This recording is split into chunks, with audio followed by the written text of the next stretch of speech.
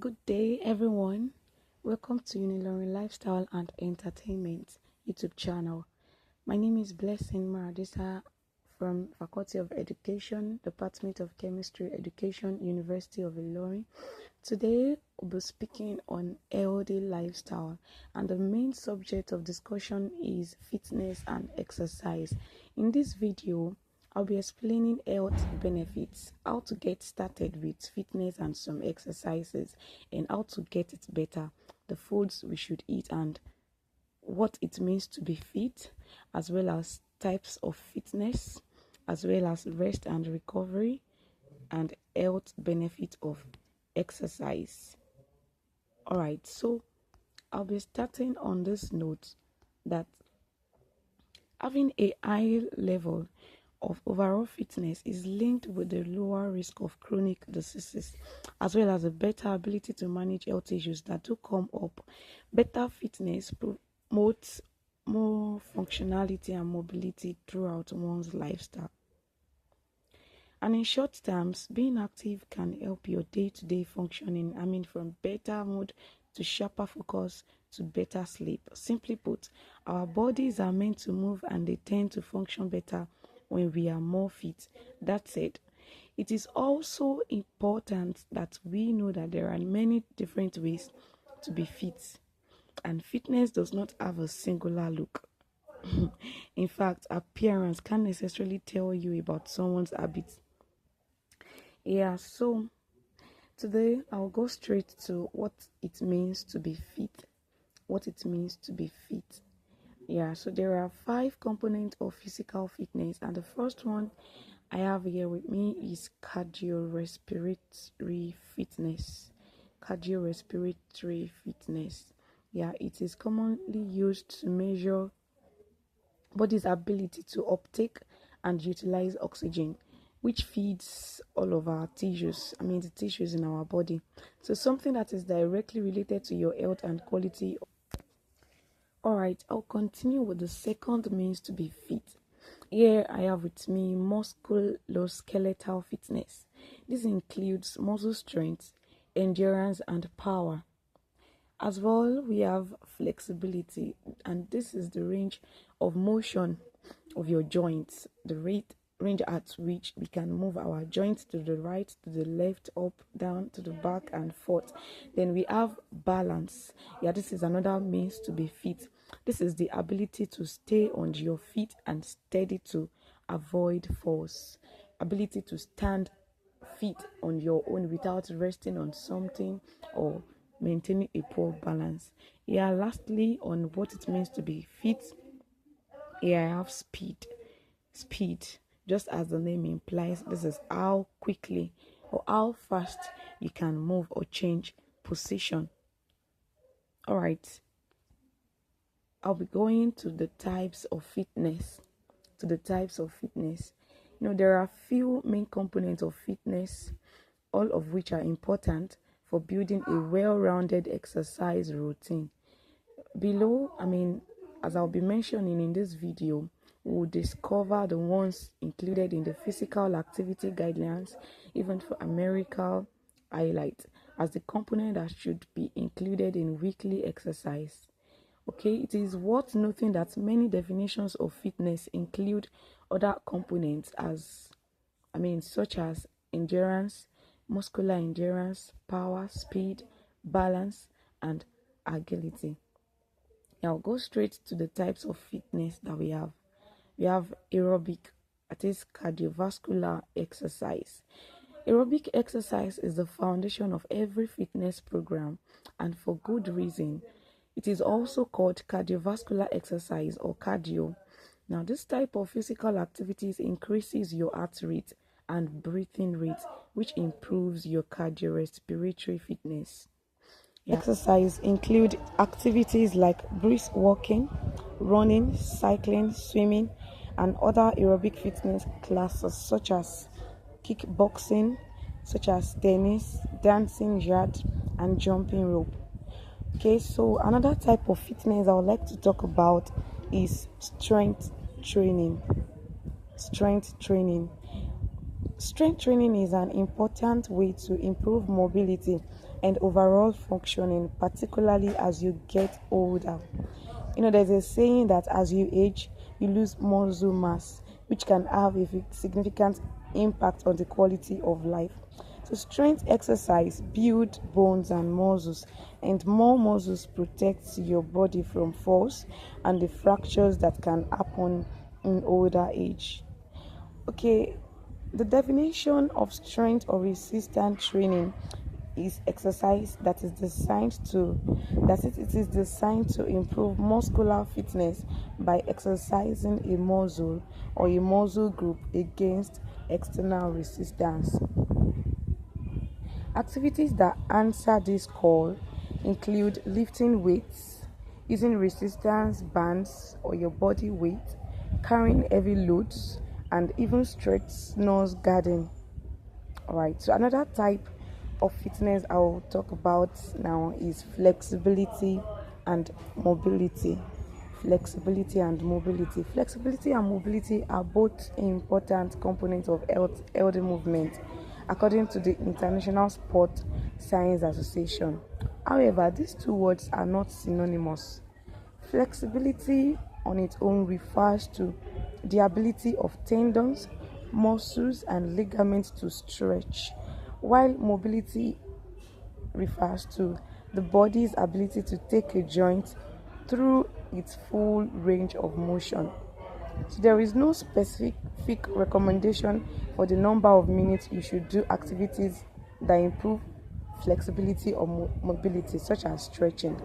There's no specific recommendation for the number of times you should do it, and the health benefits of these activities are not known because of a lack of research on the topic, according to the Physical Activity Guidelines from HHS. But the guidelines note that flexibility exercises are so important for physical fitness. Evidence suggests that regular exercise that include balance training can significantly reduce older adults' risk of falls, which can cause serious and debilitating injuries, among other consequences. Rest and recovery. That's another type of fitness I'll be talking about. Rest and recovery. Alright, this entails building in rest and recovery. Every day, it allows time for your body to repair the natural damage that occurs to muscles during exercise. Exercise by definition puts stress on the muscles and the body. So the repairing or healing of that stress is how you get stronger and fitter, as the case may be. But you need to give the body adequate rest as well after a workout for that recovery process to happen. Recovery days can include no physical activities at all, or they may look like an activity recovery day, which means doing low intensity, low impact form of exercise, such as walking around or gentle yoga, such as a 10-minute walk outdoors. So for rest and recovery days, the idea isn't that you are immobile. The idea isn't that you just sit at one particular place for a long time. No. So it is just that you are not pushing yourself to a point where physical activities feel strenuous, feel stressful or challenging. Okay, moving on to the next subjects of discussion under this lifestyle we're talking about today. I was speaking on health benefits of exercise, and the first thing I'll mention here is that when we exercise, it boosts our mood. That is, exercises boost your mood. Regular exercise has been shown to be a buffer against depression and anxiety. What's more, other studies show that exercise can help manage the symptoms of depression and help to treat it. Exercise may help reduce inflammation, something that has been shown to be increased in people with depression. So it's also possible that physical activities promotes favorable changes in the brain. So, another thing is that exercise is good for sleep. Habitual exercise can help you get more restful sleep at night.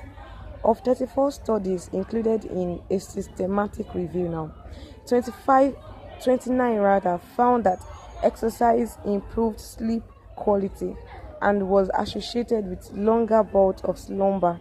It may help set your body clock so that you are alert and sleepy at appropriate times. It also creates chemical changes in the brain that favor sleep, and as past research indicates, it can also ease pre-sleep anxieties that may otherwise keep you up. It's worth noting, however, that high intensity exercise done too close to bedtime, about, let's say, within about an hour or two before bedtime, can make it more difficult for some people to sleep and should be done earlier in the day. Another thing exercises does to us is that it promotes long-term health. Exercise has shown to improve brain and bone health. It preserves muscle mass so that you are not frail as you age. It boosts your sex life as well as improve gastrointestinal function and reduce the risk of many diseases, including cancer and stroke. Research involving more than 116,000 adults also showed that getting the recommended 150 to 300 minutes of physical activity per week decreased the risk of death for any cause by 19%. Okay, another thing it does that is that fitness helps you manage chronic diseases. Exercises helps the body function, and that includes managing other chronic health problems, according to the Center for Disease Control and Prevention (CDC). If you have osteoarthritis, high blood pressure, type 2 diabetes, multiple sclerosis, Parkinson's diseases, dementia, or have had a stroke or cancer, physical activity can help. Exercise can help decrease pain, improve insulin sensitivity, and blood sugar control. It also promotes mobility and improve heart health, as well as lower the risk of other chronic diseases and play a role in good mental health. If you have a chronic disease and you're looking to stay active or get more active, a walking routine is generally a safe place to start. The vast majority of people do not need clearance for their doctor to start walking, unless your physician has told you specifically that they don't want you exercising. Alright, so you need to get clearance from your doctor not to say exercises, actually. Okay, but if you get excessively short of breath, experience chest pain, or have any other concerning symptoms, it is advised that you call your doctor. I'll be moving on to the next subject of discussion I have here, and that is, how much exercise do you need? How much exercise do you need? Okay, there is currently no recommendation for flexibility or mobility work according to the HHS, but older adults in particular should incorporate balanced training into their weekly physical activities. Doing more physical activities has been linked to even greater health benefits, particularly up to 300 weekly minutes of moderate intensity exercise, after which the incremental benefit starts to flatten out. And know that these baseline fitness recommendations, while they are enough to promote good long-term health, may not be sufficient to meet certain health or physical goals. For example, you will need to exercise for a significantly longer amount of time each week if you want to train for a marathon race. And know this, that extreme amount of exercise may put increased stress on the body and can actually lead to some negative health effects. Research has yet to determine what that upper limit might be, but the evidence so far suggests that it is at least several minutes the current weekly minimum recommendations. All right, so I would like to touch briefly what to eat before, during, and after exercise. Fueling your body with adequate and healthy foods also plays an important role in exercise. For example, before you work out, if you're exercising shortly after you wake up in the morning, listen to your body's hunger cues. Yes, if you ate a heavier or later dinner in the night before, like the night before you ate a heavier dinner, you may not need anything if you are going for early morning exercise. If you have an intense workout ahead of you and are hungry, you may need a small snack.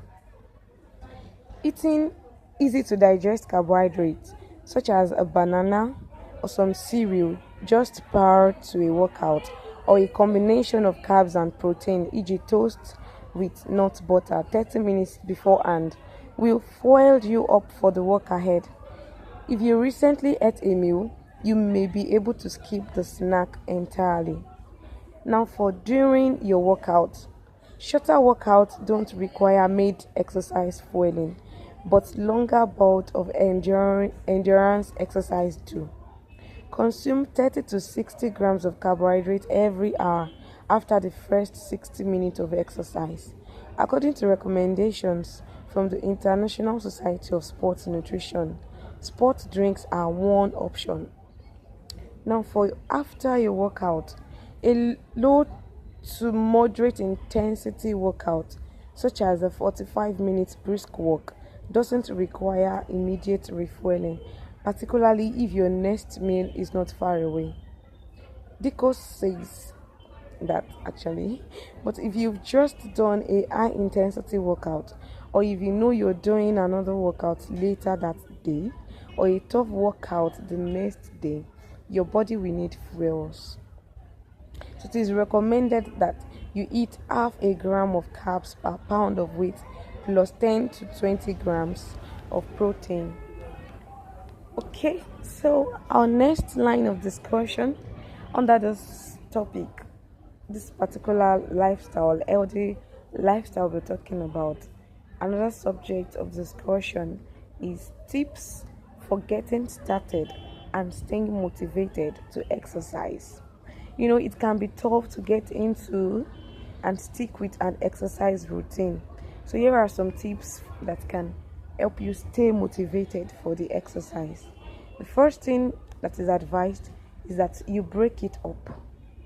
You break it up. You can take a 5-minute walk up to the block, climb the stairs in your home a few times, or stand up from your desk, or do a set of squats per time. So you break it up. Then another thing is you increase slowly.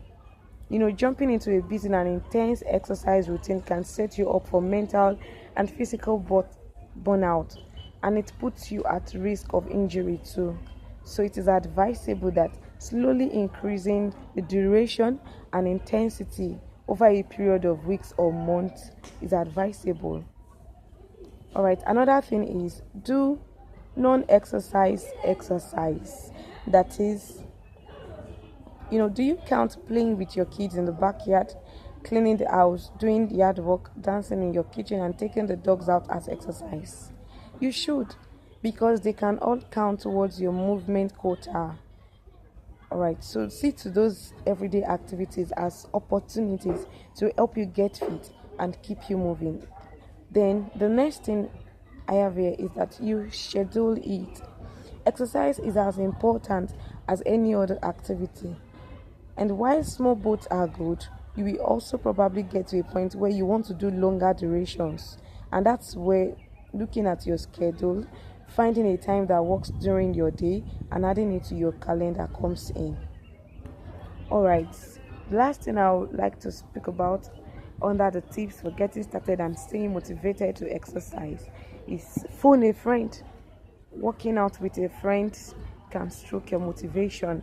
It can prompt you to try new activities and keep you consistent. Yeah. Alright, so I'll be rounding up now. And to conclude this beautiful session, being fit, we should understand is that it is more than exercising at the gym. Yes, it is also how well you can perform everyday tasks such as climbing stairs, running around the backyard with your kids, lifting grocery bags, working out with your dog. Being fit and staying active, whether it's strength training, a home workout, or taking a walk, can help you lower your risk of chronic diseases and help you better manage health issues. So staying active can also improve your mood, your focus, and sleep. Remember that fitness is different from everyone. It is different for everyone, and it is important to find the particular exercise and that particular activity routine that works best for you. Thank you so much for listening. Stay tuned, subscribe to the channel, like the video, drop your questions and contributions in the comment sections. Thank you for watching. Bye.